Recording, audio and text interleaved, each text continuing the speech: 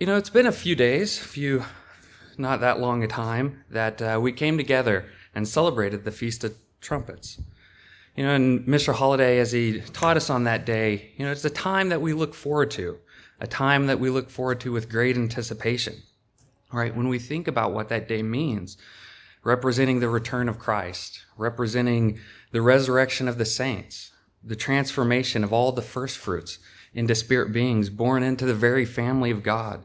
What a wonderful time that is. What a wonderful time it is for us to look forward to. But when we look into the Bible, we see that most of mankind, when they hear that trumpet that is pictured on the Day of Trumpets, they won't be celebrating, right?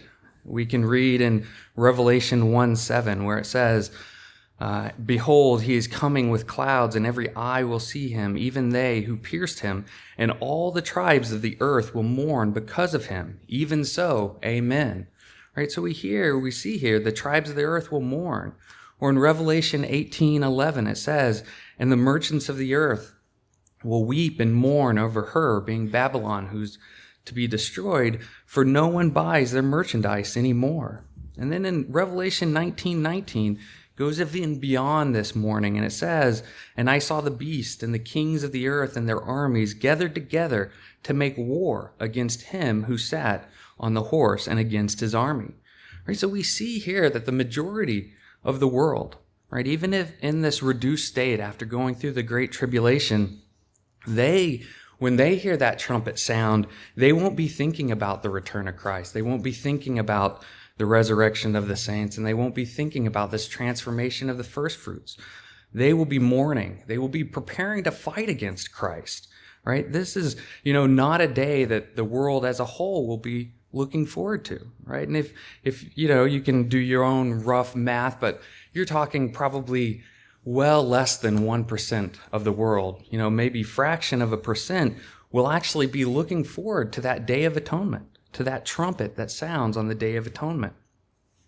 Right? But brethren, what I want to talk today is about another trumpet that's going to sound on this day, sound on the Day of Atonement, that instead of all of mankind mourning, that they will be celebrating, right? That this Day of Atonement, when this trumpet that I'm talking about is going to be blown, all the people of the earth are not just going to be waiting in anticipation, but even after a day of fasting, day of having no food, will not just be waiting in anticipation, but will actually be so overcome with joy that they will be shouting and celebrating. Like, could you imagine if I asked you right now to all stand up and start shouting and celebrating? Wouldn't necessarily be the easiest thing to do, would it? And as we go on and the hours tick by, it becomes even harder, but there's going to be that day that's going to come. Christ himself even talked about this day in his first recorded teaching when he talks about the acceptable year of the Lord, that he had come to proclaim this acceptable year of the Lord. Right? So what does rejoicing, shouting, celebrations, the acceptable year of the Lord, the blowing of trumpets have to do with the Day of Atonement? Right? These probably are not things that we would typically associate with this day, right? And this is not all that this day pictures. As any of these holy days, there's so many different things that could be talked about. And I was glad as I heard Dr. Merritt talk that he spoke on points that I was reluctant to not speak about, but chose not to. So I'm glad that those things got covered. But today I want to talk about these things, some different things that I think put the Day of Atonement into a different light. So if you'll all turn with me to Leviticus 25, verse 8, we'll start reading. So that's Leviticus 25, verse 8. It says, "And you shall count 7 Sabbaths of years for yourself, 7 times 7 years, and the day and the time of the 7 Sabbaths of the years shall be to you 49 years." So at the beginning of this chapter 25, the Lord had detailed his command for a Sabbath of rest, not for people, not a yearly Sabbath, but a Sabbath for the land, one that was to occur every 7 years, right? And we know that God took this command very seriously, right? This was not a command that was just given lightly, because we can see in Jeremiah and also in 2 Chronicles that this 70 years that actually Dr. Merritt talked about, these 70 years actually came from the land Sabbaths that the Israelites didn't keep, right? So even though they hadn't kept them for many years, he ensured the land was able to have this land rest, that it was so important to them. So we see this command of land Sabbaths is very important. And so what it's saying here is, we're going to count 7 of these land Sabbaths. And then after you get to this last land Sabbath, the 7th, for a total of 49 years, we can read on in verse 9 where it says, then, so after these 49 years, then you shall cause the trumpet of the Jubilee to sound on the 10th day of the 7th month. On the day of atonement, you shall make the trumpet to sound throughout all your land. Right? So this is what I want to talk today about. This trumpet of the Jubilee, this year of the Jubilee that God commanded the Israelites to keep. Right? And so if we look in Strong's, and this is H8643, and it's teruah, this word, Jubilee, what it means is it means to clamor, acclamation of joy or a battle cry, joy, jubilant, loud noise, rejoicing, shouting, high, joyful sounding, right? So there's no quietness about it. There's no, subdued tones that come with this word. This word is picturing a time of such loudness, but not just loudness for loudness sakes, loudness for the joy that it's going to bring, joy that's going to come.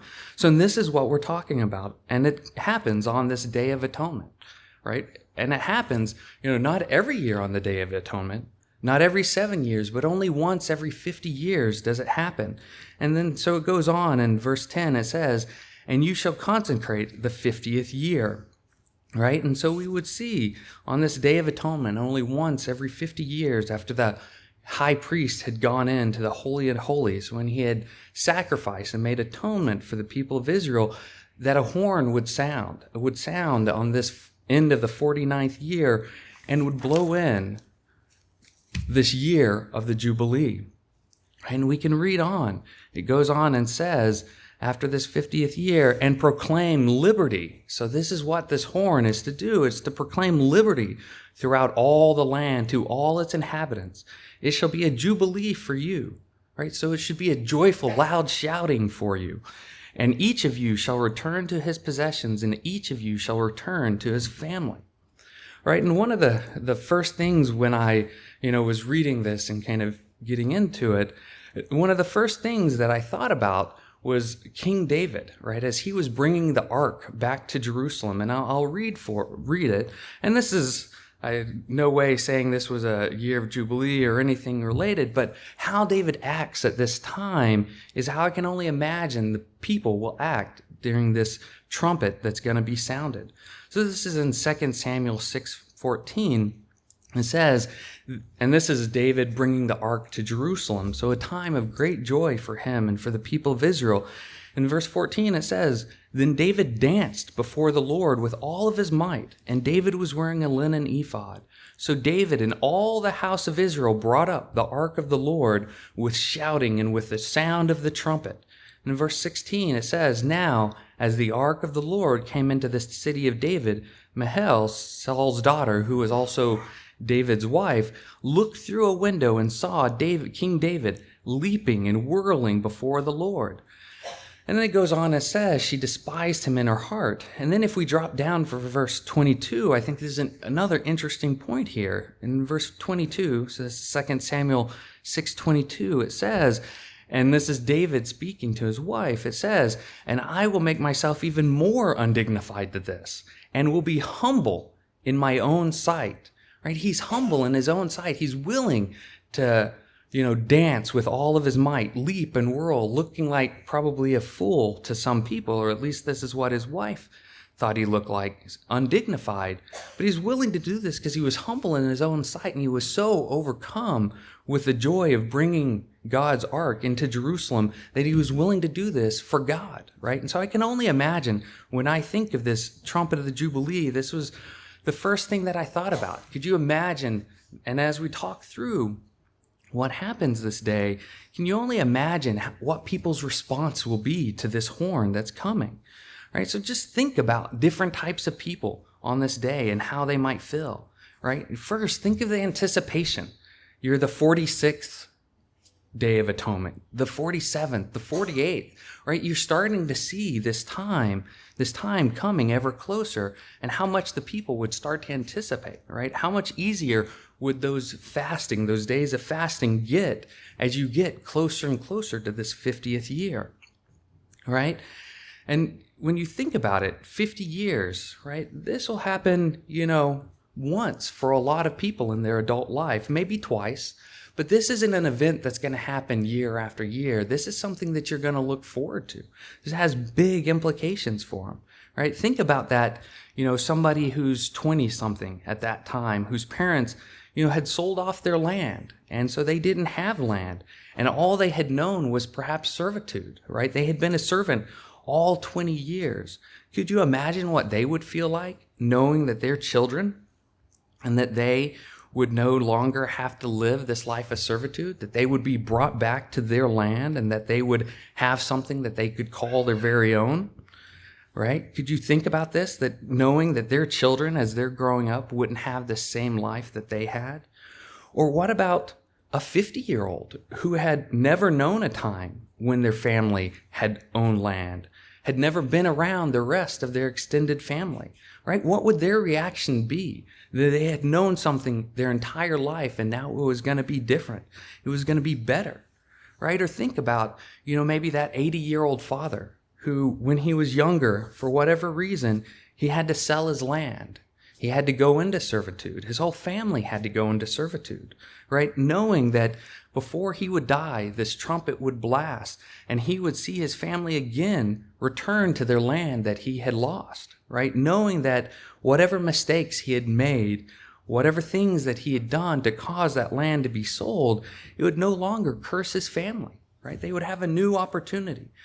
And then you would have families reuniting, right? This isn't today where you would, fly from one city to another or drive a car from one city to another, right? If families had been split up because they had to sell their land, they had to sell themselves, right? They would be reuniting for perhaps the first time in decades, right? Think of all these different things that would happen on this Day of Atonement when the sound of Jubilee would sound, right? All the anticipation, all the buildup that would happen.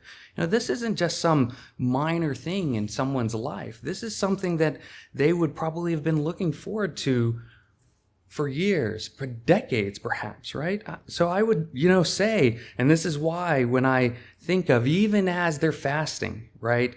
Even as they might be weak for some time, that when this trumpet sounded, that they would be acting as David did, right? They would be leaping for joy. They would be, crying aloud. They would be praising God for this amazing blessing that God had given to the children of Israel, right? And it doesn't just end with this, right? So we've just talked about one thing out of the year of Jubilee, which is being able to return to your land.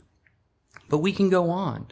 We can go on in verse 11. It says, "The 50th year shall be a jubilee to you," right? "So in it you shall neither sow nor reap what grows of its own accord, neither gather the grapes of your untended vine." So again, this is much like the land Sabbath. So this is another land Sabbath, you could say. And then in verse 13, it says, "In this year of Jubilee, each of you shall return to his possession." Right? And it says, anything that you sold from your neighbor or you bought, you would return, right? You wouldn't oppress them. You would give it back. Or if you were the one that had sold it, you would have it returned to you. And it goes on and it gives more commands, but then dropping down to verse 17, just again, it talks about, "Therefore you shall not oppress one another, but you shall fear your God, for I am the Lord your God." And then in verse 18, another command or another promise that actually God gives as part of this command. In verse 18, it says, "So you will observe my statutes and keep my judgments and perform them, and you will dwell in the land in safety," right? Then in verse 19, it says, "Then the land will yield its fruit, and you will eat your fill and dwell there in safety." And much like Dr. Meredith said, the Lord doesn't repeat himself, right? There's a reason why he repeats himself. And a lot of times it's to emphasize this point, or whatever point he's making. And so we see here twice, God reinforces the fact that this will be a time of safety. And at first you might think, that's well and good. Definitely we want that. But, think about what's happening at this time and why that's actually such an important promise, right? So think about, from a physical perspective, this would be the prime time that the enemies would attack Israel, right? First, you would have people moving all about, right? You might be moving from the north of Israel where you had, sold yourself into servitude down to the south, or you would move from one place to another, right? So it would be an easy time for enemies to send in their spies to see what the land was like. It'd be an easy time for armies to come in because the people wouldn't be prepared, right? And as we drop down further in verse 20, we can see an even bigger reason why enemies might attack at this time. And then verse 20, it says, "And if you say, 'What shall we eat in the 7th year?' Because they had been told not to plant, it says, and not to harvest, it says, 'Since we shall not sow nor gather in our produce. Then I will command my blessing in the 6th year, and it will bring forth produce enough for 3 years.'"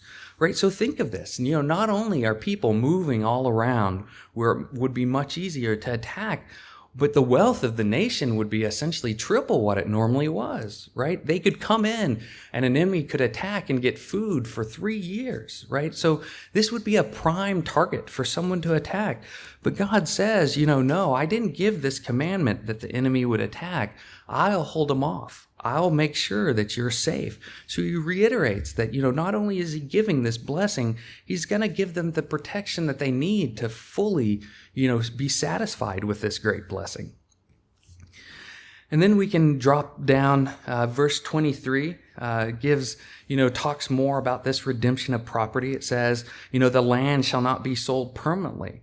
And why is the land not to be sold permanently, right? For the land is mine, for you are sojourners or strangers and sojourners with me, right? So the reason why this is to happen is because they are dependent on God, right? This was not land that was theirs. This was land that God had given to them.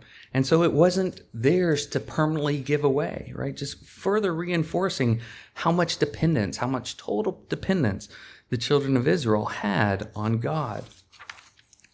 And then dropping down a little bit further, and I'm skipping through because I could probably take the whole time just reading these verses, and there's a lot of repetition in how the commands are given. But dropping down to verse 28, it says, "But if he is not able to have it restored to him," right? So there was a way that even between the Jubilee years that you could redeem back, you could buy back your land. But here is even if they weren't able to do that, just reinforcing what this day would mean. So, but if he is not able to have it restored to himself, then what was sold shall remain in the hand of him who bought it until the year of the Jubilee. And in the Jubilee it shall be released, and he shall return to his possession. So just further reinforcing that these things, God at one time across the entire nation had them go back to what he had given them, go back to the blessing, to the land that he had given to them very specifically, not them as the nation of Israel, but you as an individual family, the land that he had given to your family, he was going to return to you, right? He was going to return you to it. And it goes on and gives some commands about whether in the walled city or in villages and these kind of things. But then dropping down to verse 35, it talks about another, blessing that you would have.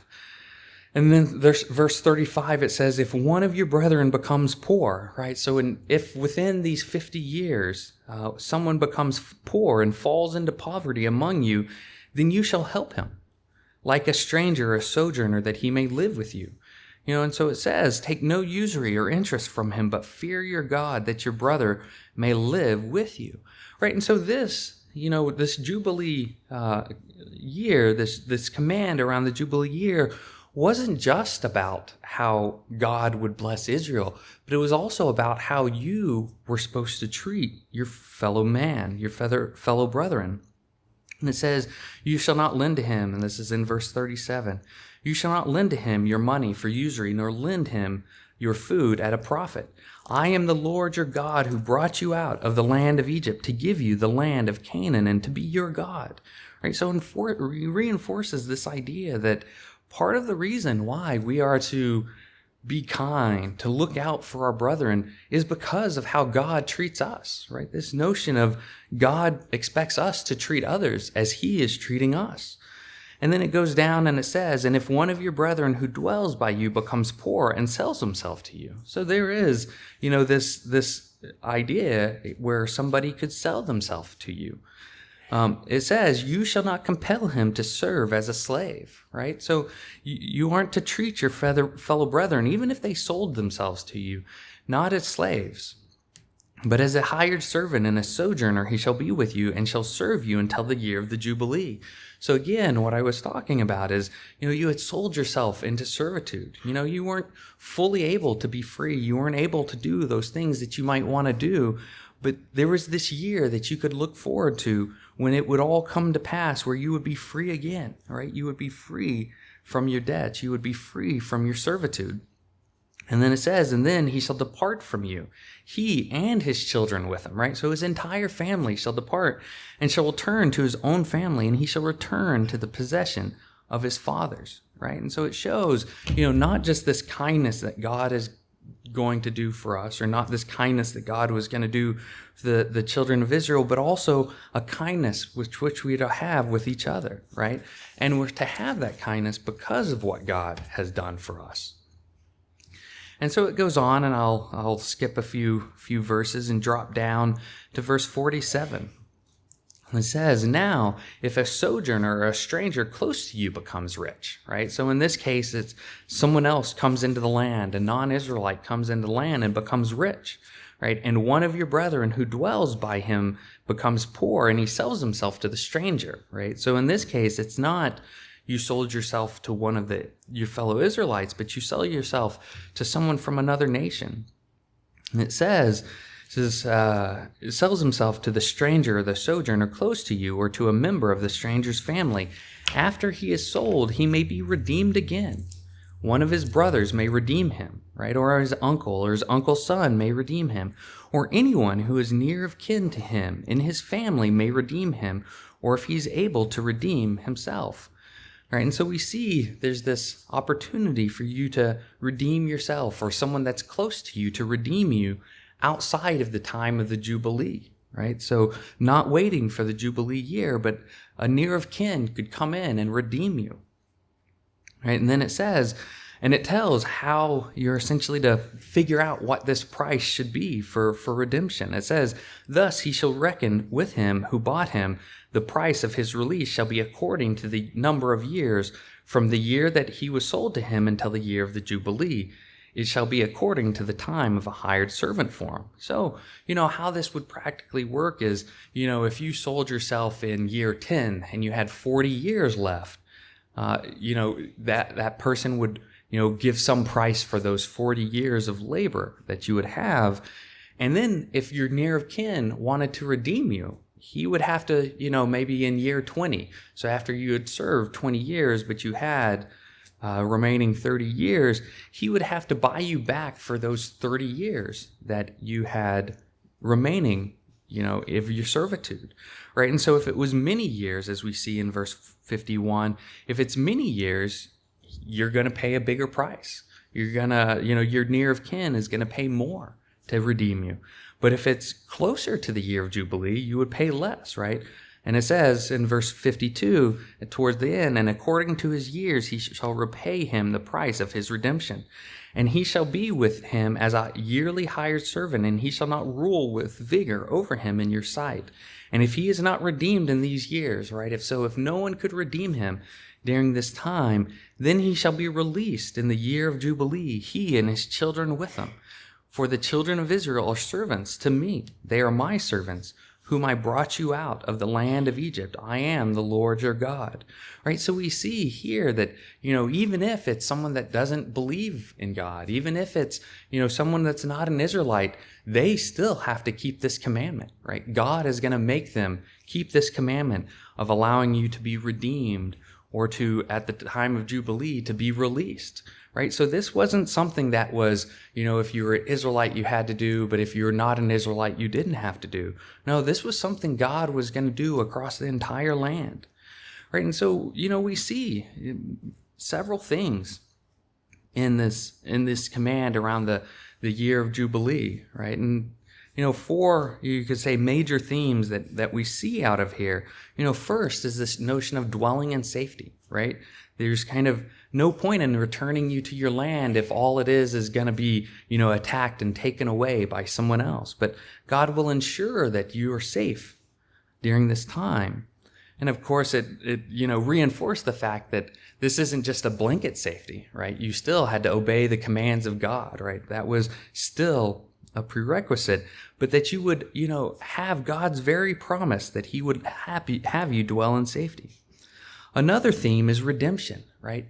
You can be bought back. You can be brought out of the servitude, out of the debt that you might have. There would be a returning during this land of Jubilee to both your land and your family, right? It wasn't just necessarily returning to your land, which they would have been, I'm sure, very excited about, but you also be reunited with your family. You would be brought back together.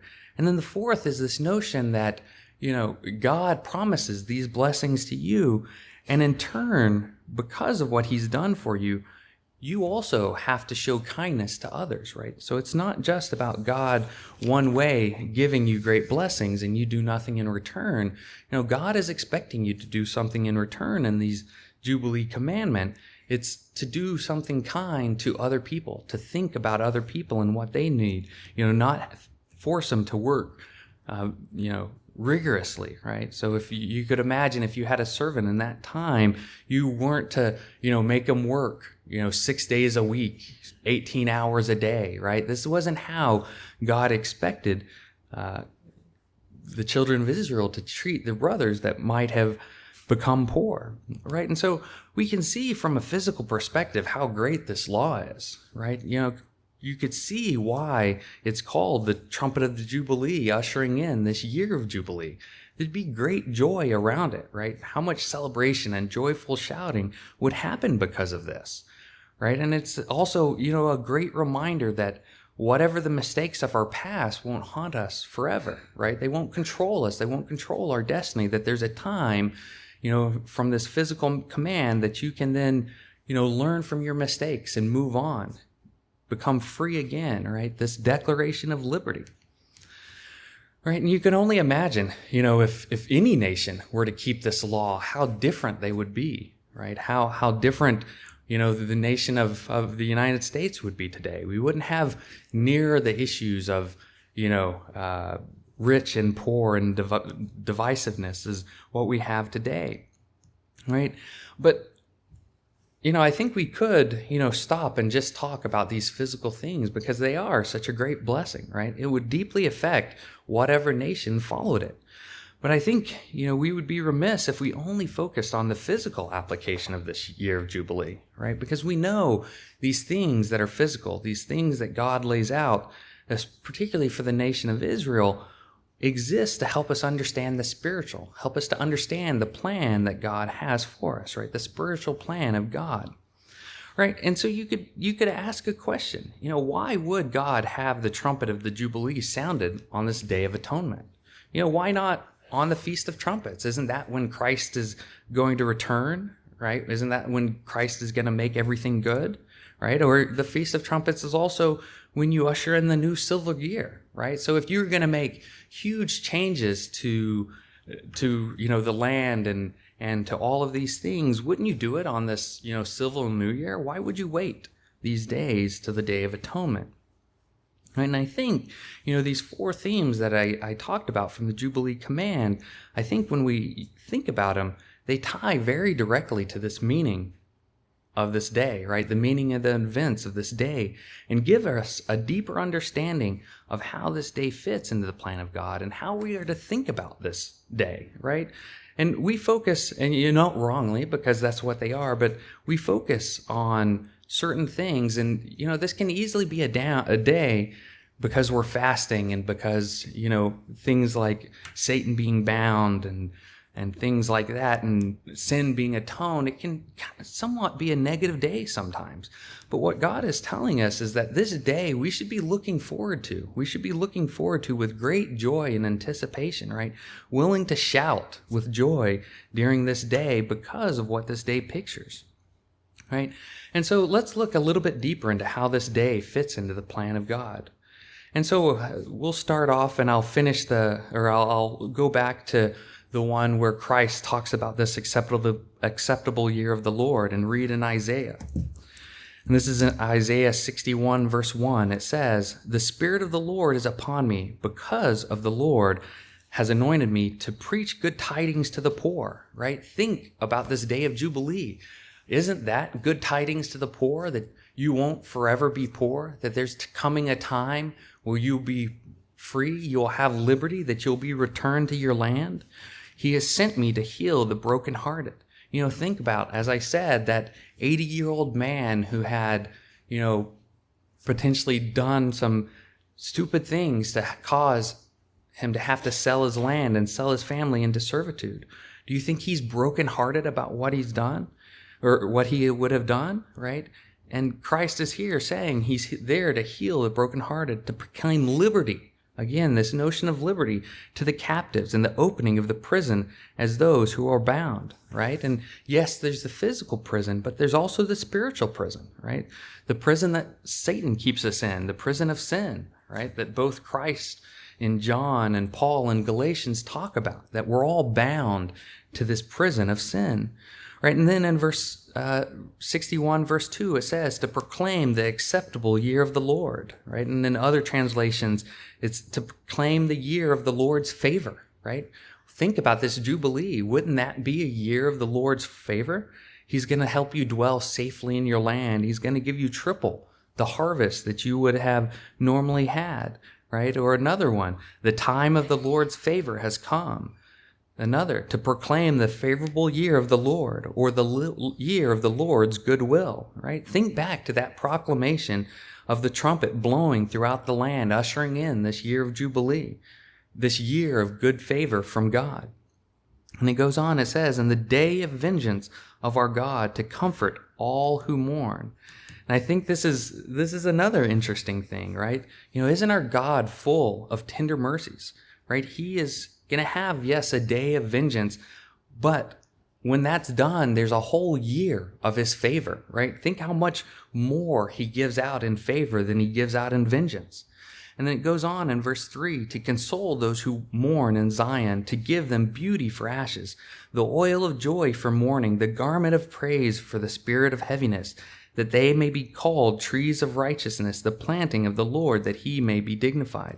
And they shall rebuild the old ruins. They shall raise up the former desolations, and they shall repair the ruined cities, the desolations of many generations. Right? They're going to come back. And this is what this day of Jubilee talks about. You're going to be returned to your land, and think how eager you would be to go and rebuild. Like if it had only been used for planting, you would go and you would build houses for your family. You would build barns, right? You would go in and you would rebuild because of this new thing that you had been given by God, right? And so we can start to see how this day of Jubilee, or this year of Jubilee, ties into the fulfillment of God. But I want to look at kind of these four themes, and I want to look at it from the book of Genesis, and how these four themes tie into, even more deeply, what began at the very beginning in the Garden of Eden. And I'll move through this hopefully fairly quickly. But in Genesis 3:14, it says, "So the Lord God said to the serpent," right? So we know Adam and Eve had sinned, and then God comes back, and they're gathered together, the Lord, the serpent, Adam and Eve.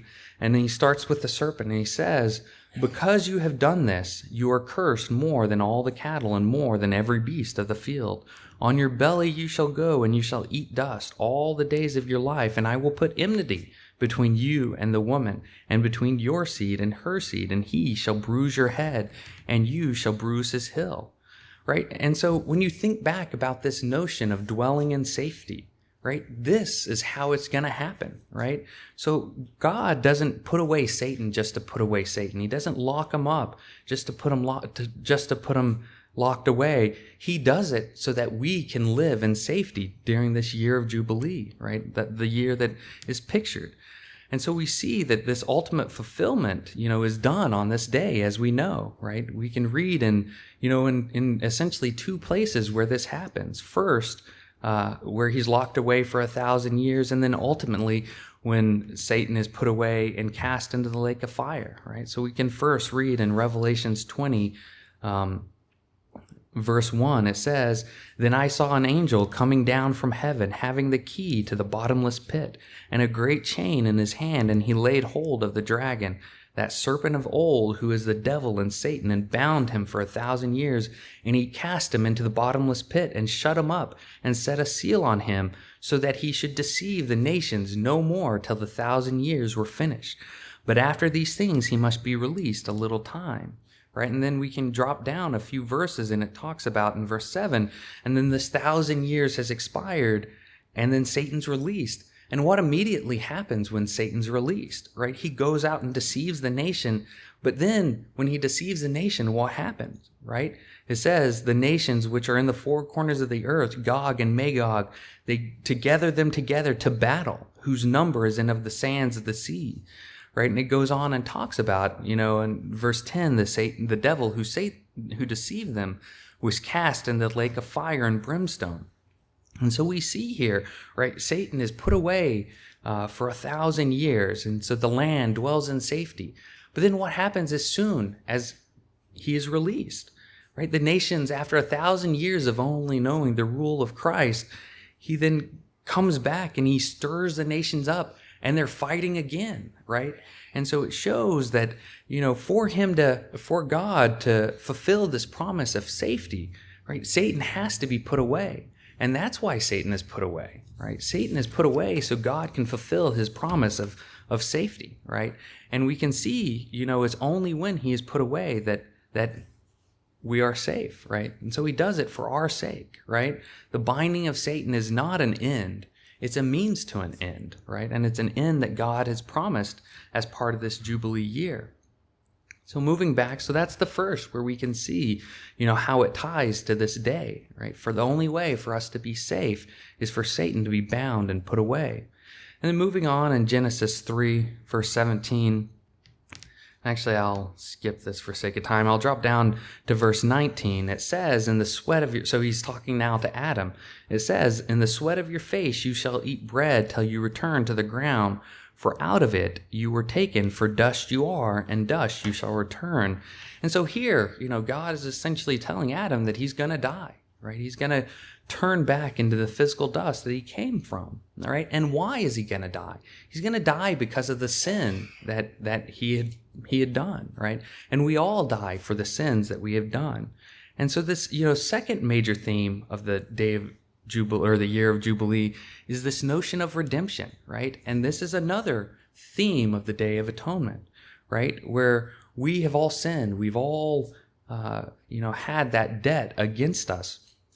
But Christ comes back and atones for that sin, right? And allows us to all be redeemed, right? And if we can look in Matthew, or we'll skip that and go to Colossians 2:13, it says, "And you, being dead in your trespasses and the uncircumcision of your flesh, he has made alive together with him, having forgiven you all your trespasses, having wiped out the handwriting of requirements that was against us, which was contrary to us."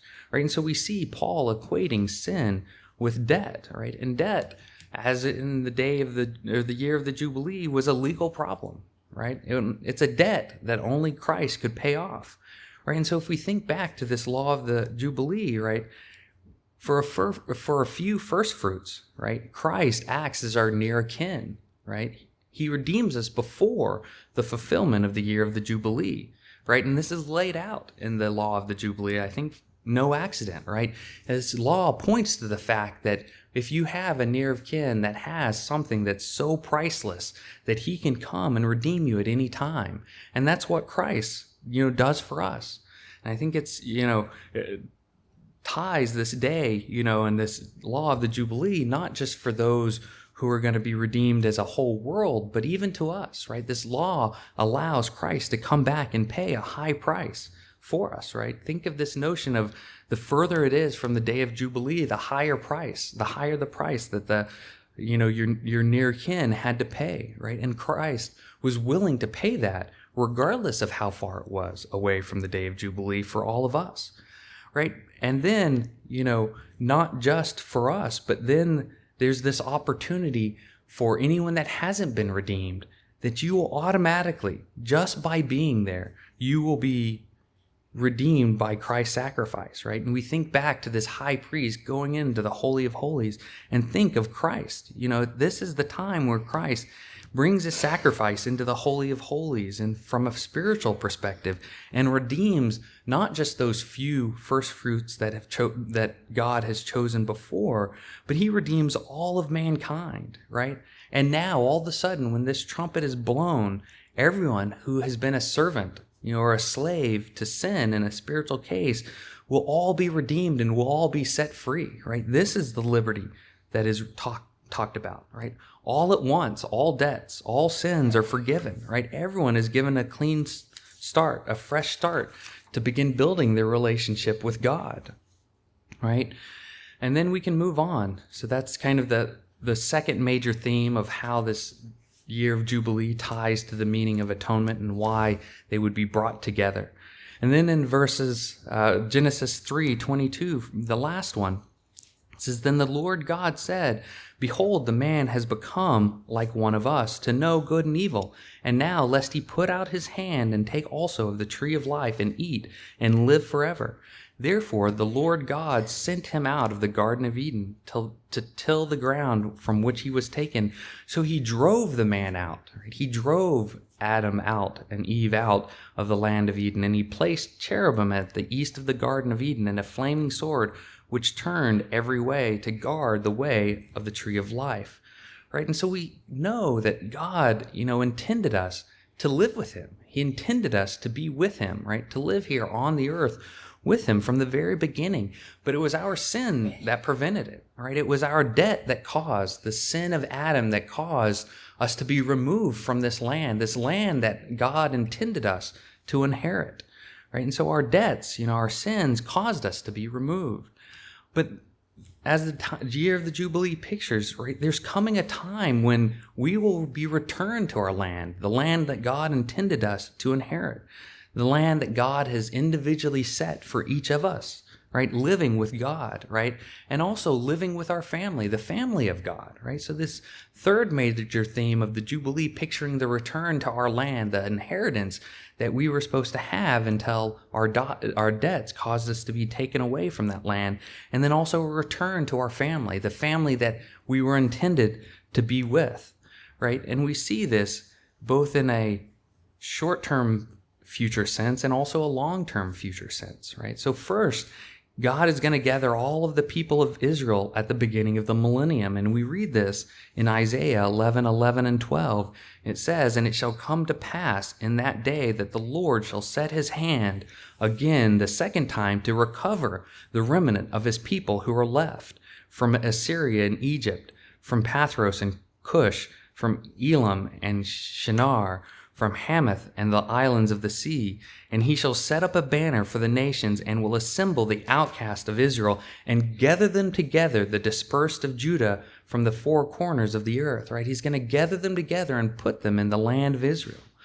But even this is just a physical representation of what's going to happen, because ultimately mankind, will no longer be driven away from the tree of life. Right? We will dwell in the land of God, in the land with God, as he's always intended us to. We will dwell there in the land where God is, and we won't ever be removed like Adam and Eve were. And we see this in Revelation 21:1, where it says, "Now I saw a new heaven and a new earth, for the first heaven and the first earth have passed away, and there was no more sea. Then I, John, saw the holy city, New Jerusalem, coming down out of heaven from God, prepared as a bride adorned for her husband. And I heard a loud voice from heaven saying, Behold, the tabernacle of God is with men, and he shall dwell with them, and they shall be his people. God himself will be with them and be their God, right? So we will be brought back into this land that God has promised us, that is our inheritance, that he always intended us to be. And we will dwell there with our family of God, right? His family that he's building. And so we see these major themes of the Jubilee tie directly to the meaning of this day, right? And you might have, one last remaining question then for this day is, so we've talked about a lot of things, but also a major part of this day is fasting, right? How does fasting tie in with this celebration? I think there's two big reasons why. The first is this fourth major theme of the day of the year of the Jubilee, right? Which is kindness to others. And I won't cover this in detail because Mr. Holliday covered it last year in great depth on the Day of Atonement. But we can look in Isaiah 58 where God talks about the fast that he intends us to have. And we'll just read a couple verses from here. This is Isaiah 58 verse 6. It says, "Is this not the fast that I have chosen? To loose the bonds of wickedness, to undo the heavy burdens, to let the oppressed go free, and that you break every yoke? Is it not to share your bread with the hungry?" Right? Again, kindness with others. "And that you bring to your house the poor who are cast out. When you see the naked, that you cover him and not hide yourself from him." Right? And so you see this very similar language that's used in both Isaiah 61 and in the commands around the year of the Jubilee. Right? So part of this fasting is that we humble ourselves and we use this as an opportunity not to be puffed up by our righteousness, but to be kind and outgoing concern for other people, right? To look at what others don't have and see if we can provide that for them. And then the second reason is to humble ourselves before God, right? That we acknowledge that he and he alone are responsible for this great outpouring of blessings that happened during this year of Jubilee, right? And that this day, right, which is a redemption of our past sins, our past debts, only comes from him.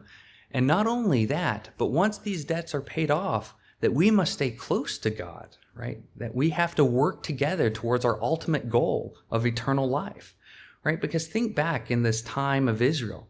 Someone could have come into this 50th year, been returned to their lands, and only in a few short years gone right back to what put them into servitude, right? And so it's important as we, are coming into this great blessing that we don't think that it's because of us, right? That we see where it comes from and what we have to do to maintain this blessing for all eternity, right? And so it's, as part of our spiritual journey, we've been redeemed and the whole world will be redeemed at some point, but we can't use that as a license to go back to the way we were. The things, the thoughts, the actions that put us into debt with sin, right? We have to use this day of fasting where we humble ourselves as an opportunity to break free with God's help from our past and to look forward to how he expects us to think, how he expects us to act, right? So when you think about this, what a day this pictures, right? We're all sitting here and it's getting later, so we're sure getting hungrier. And as Mr. Holliday throws out more and more foods that we are to think about, we start to think about that physical food that we might be yearning for, right? We might start getting a headache. Our mouths are getting drier, right? It might be harder to pay attention. But right, we're gathered together today on a day picturing what is the first of God's holy days where the fulfillment will be joyous to all of mankind, right? They don't understand, basically every other holy day that's come before this, that they should be joyous. But this is a time the whole world will rejoice, right? We rejoice with loud sounds, with loud joy and laughter. And so yes, it pictures Satan being put away, right? But more importantly, it pictures this proclamation of liberty for all of mankind, liberty from tyranny, liberty from fear, liberty from sin, and ultimately liberty from death, right? Christ will go on this day and make that atoning sacrifice for not just the few chosen first fruits, but for all of mankind, allowing everyone to come into a relationship with God. Right, brethren, what a day this is that we celebrate, and what an awesome God it is that we serve, that he would give us this day to picture his future coming plan for mankind.